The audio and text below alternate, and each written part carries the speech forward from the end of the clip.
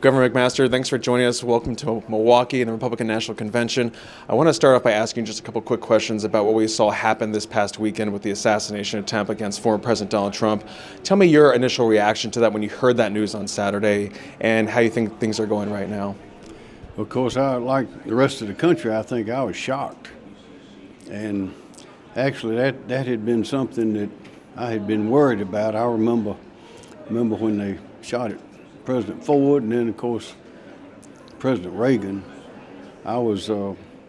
He was at the time Reagan in 1981. I was in line to be appointed U.S. Attorney, and he got shot, and I was very interested in that candidacy, and also the fact that he was interested in me. So I had a special feeling about all that, and that was shocking. And but this thing Saturday was shocking as well. But I'll tell you, President Trump is an unusual man. People get into politics, and you used to criticism, and some fair, some unfair. People have strong opinions about things. But I have never seen such criticism, I think unfair. Some people don't like him, and that's fine. Everybody doesn't like everybody. But the attacks, these legal attacks, that is I think the improper, unethical, illegal use of the courts. My opinion was then and is now that none of those cases have any substance to them. And one by one, they're getting thrown out. And I think that in the end, none of them will stand appeal.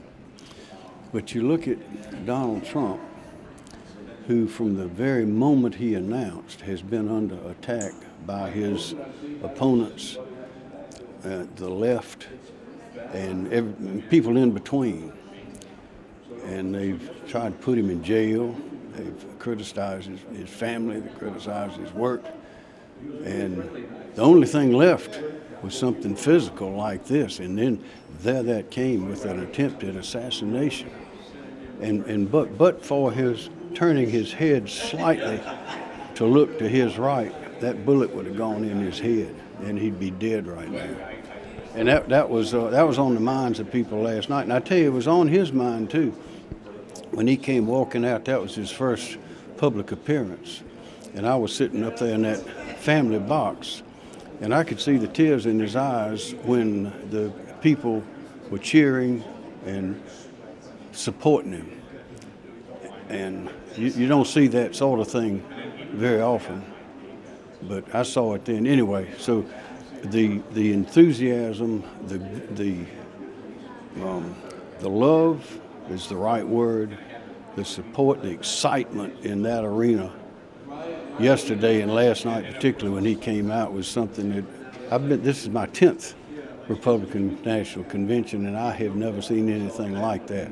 This is a rare time. I'd like everybody to know, whether you're for him or against him or whatever, this is a rare time in American history, and we have to be sure we do the right thing. Governor, you said it was on everyone's minds. It's, of course, still very fresh. When we think about what could have happened, the horrible possibility there, what could have happened to this party, with this country, do you think? I mean, we heard former Republican presidential candidate Vivek Ramaswamy say we were within a hair's breadth of a potential other civil war. Do you think it would have been that extreme, or how do you think things could have been? I don't know. I mean, the Civil War was quite something. Another Civil War. I don't know. I guess maybe the historians will have to try to look at their crystal balls and look back and look forward. But I think it would have been a period of great chaos for us, because here we would be, if he had been disabled, let's just say that, then you can't postpone the convention. So what would have happened? And then what would have happened without him? I believe that he is the only man on the scene today that can do what I think and everybody in that arena thinks is necessary right now. He is strong. As I said one time, he is the face of strength in America today, and without his perseverance, I don't know what would happen. And in the arena, in the convention, I think that there's no telling what would have happened. Technically, I think there would have been campaigns going on, different candidates presenting themselves and trying to get elected, and we'd be working through the different delegations trying to get the votes. But there's only one Donald Trump, and just like there's only one Ronald Reagan. I remember him very well. I got to be with him a little bit way back, admire him, and I admire Donald Trump. In fact, I think they're a lot very much alike. And, Governor, do you think that the former president has changed? This has changed? I mean, obviously it's a life-changing event, but have you seen any differences? Have you heard about his maybe different outlook? And we were talking about more unity now this week at the RNC than what was previously planned. I think having come within a centimeter of having lost your life and bearing the scar for it is a constant reminder of how time is short and how important life is. I can't imagine that such a thing wouldn't have a deep impact on anybody. As far as his views of what needs to be done for the country, I'm confident that hadn't changed a bit. And as far as his heart goes, Peggy and I have been with him enough to see him privately, and the man has got a big heart, and he's a very, very gentle man in those circumstances. But I think it's having come that close to facing the Lord, I think is bound to have an impact. But I think it makes him stronger. Governor, before we wrap up with this line of questioning, I just want to ask you your message to South Carolinians. Obviously, it's still very fresh to have such a, traumatic national event play out. We almost saw a former leader assassinated, a leader of the current party almost assassinated. What's your message to South Carolinians and to maybe Americans when it comes to them feeling on edge, feeling that the country is a little too volatile right now? What's keeping you going? What's keeping you stable? What's your message to folks? Well, I think most people say that, as Tim Scott said like that, if you didn't believe in divine intervention before, you probably do now. And I think that's something we ought to take stock of, that we don't know how long we have on this earth. If you have something that you need to do that's important, something you need to say, something that you better go ahead and do it, because you never know when you can leave. But I think that probably has inspired certainly inspired Republican Party and people who support Donald Trump. Governor, when we talk about what we heard from current pollster Robert Cahaley yesterday, he was talking to the delegation at breakfast and saying, just because Trump had a really strong performance at the debate, and also now this, in light of this assassination attempt, which has really helped re-energize and continue that energy going for the party, not to take it for granted, not to get too overconfident. Do you agree with that? What do you think the party needs to do as we go toward November? Robert Cahaley is probably the best pollster in America. He predicted the victory of President Trump in 2016 when nobody else did, and I think he hit it right on the nose. But he's right. Overconfidence is what kills campaigns and what ruins victories. I went out with Coach Beamer and watched the football team practicing. I guess it's about a year or so ago, and they have one drill they run where the running backs who carry the ball, they give them the football and they run along about 50 or maybe 60 yards, and they have players on each side hitting them and trying to knock the ball out of their arm. And that's to prepare them for holding on to don't fumble the football. Well, politics is like a football. You think you've got it and you hit it to the goal line, somebody can knock it out of your hands. So we need to not be overconfident. I think we're on a good path. But victory and defeat, there's just a hair breadth of distance between those. So we have to keep working. We have to get our message out. We have to be sure to knock on those doors, invite people to come vote. Be sure they vote and work hard, because there've been many elections lost right there on the goal line. Governor, you're a young 77. Former President Trump is 78. Joe Biden's 81. Age has been a big question when it comes to this presidential race. Obviously, you're fine here as the governor. But when you look at that national office and people raising questions about Joe Biden's age and cognitive abilities, what are your thoughts when it comes to being that old, when it comes to running the country, essentially the world? Do you think that Joe Biden's too old to be running the country? I don't know if he's too old. I wonder about his condition. I met him years ago when I was working for Strom Thurmond in the Senate in Washington, and he was a young, vigorous man, just a little bit older, she said, than I am. Last time I spent much time with him was in 2019 when Senator Hollings died and had a funeral. He and I and Jim Clyburn and Judge Duffy were the eulogists, and afterwards at the reception, we were over there and everyone was talking to him, and he and Jill were there. I mean, he was lively, he was on, he was funny, he really got a great sense of humor. But certainly he's got older, and you can tell it. Now, whether that how much that affects his ability, I don't know, and I won't guess.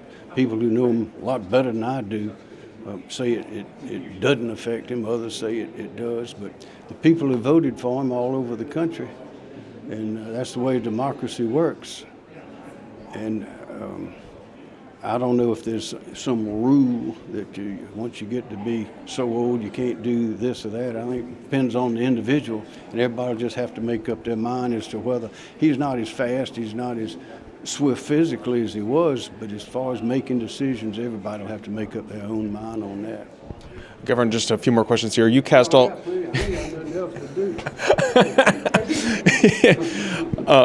Governor, on Monday evening, you cast all 50 delegate votes for former President Donald Trump for his nomination. He was formally nominated. Shortly thereafter, Ohio Senator J.D. Vance was also announced as his running mate. What are your thoughts on Senator Vance being named his running mate? And if you've met him, if you have interactions with him, what are your takeaways from that? I don't really know J.D. Vance. I know the others. Tim Scott made a great speech last night. I think that's a choice.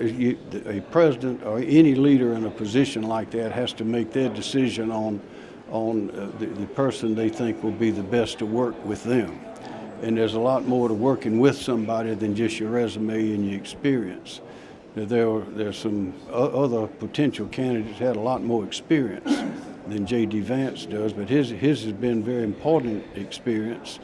And he is, I think he's got a great future. But the main thing was that was, as it should have been, that is a personal choice. And I can see the two men, I can see them, knowing Trump fairly well, I can see them working together very well, and that's important. You have to have some sort of a bond where each knows what the other is thinking without having to tell them. And I think because of his age, because of his looks, because of his history, that is, I'm speaking of J.D. Vance, I think he is probably the perfect choice. And if President Trump thinks so, then it's correct. Now, were you hoping maybe Senator Tim Scott would have been his running mate at some point? Tim is great. I could see pictures of that as well. That would have been a great thing. Tim Scott I've known him for years, and in fact, when he was running for county council, I was party chairman, and he says we sent him his first campaign contribution to the Republican Party, and he's just gone up and up. Tim Scott is an inspirational figure, as you saw. So I was envisioning all of them, and I could see that as well. And just a few more questions, Governor. The head of the Teamsters Union last night was talking about too many people still hold old views of unions. It was a very interesting night because we heard a lot of diverse voices for the RNC. Yeah, we sure did. I wanted to ask you just about, do you think that unions should be more welcome in South Carolina? Or do you think that message is true from what we heard from the Teamsters Union head? Or do you think that South Carolina's positioned itself properly when it comes to labor?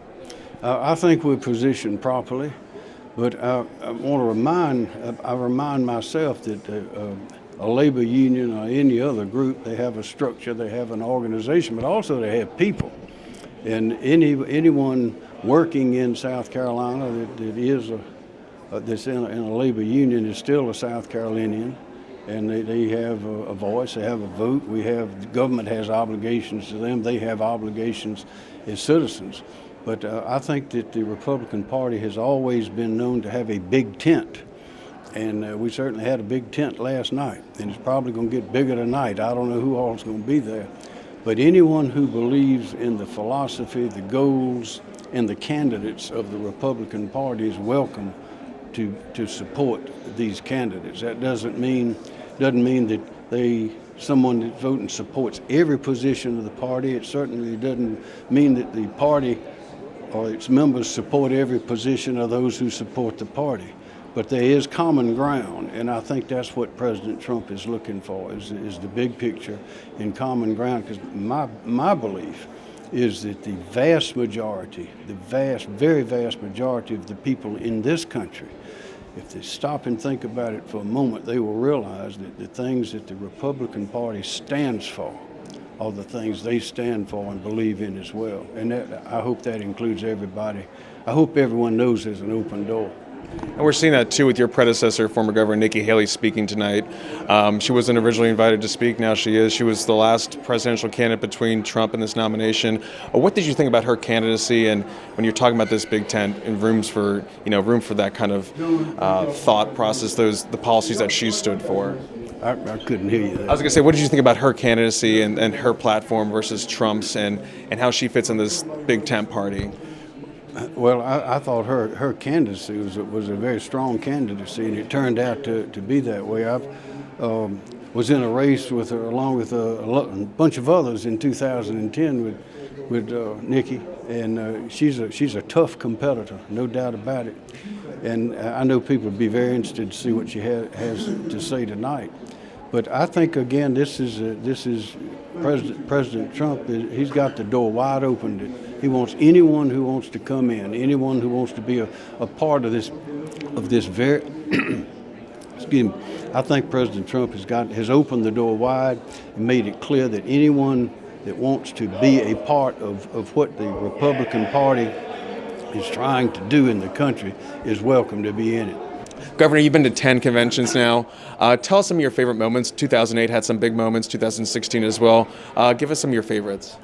Well, those were moments. That was nominating President Trump was terrific, and I think one moment was it's the '96 convention, and Strom Thurmond was there, and he walked out on the floor, and of course people recognized him and started clapping and everything.